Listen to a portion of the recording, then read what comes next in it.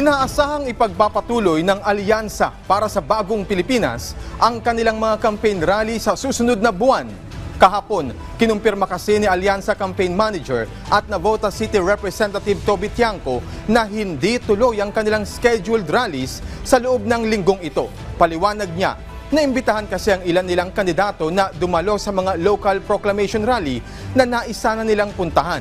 Bilang tugon, nagpasya silang ipagpaliban muna ang sarili nilang campaign rallies para mabigyang oras din ng kanilang mga pambato ang mga lokal na lider at mga komunidad.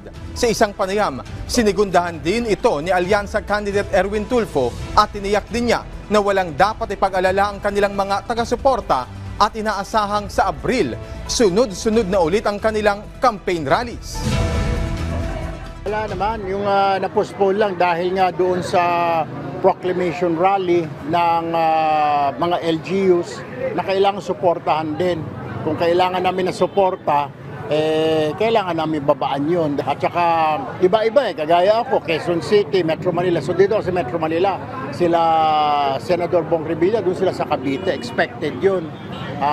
Yung mga iba pa mga candidates, so sa iba-iba mga lalawigan.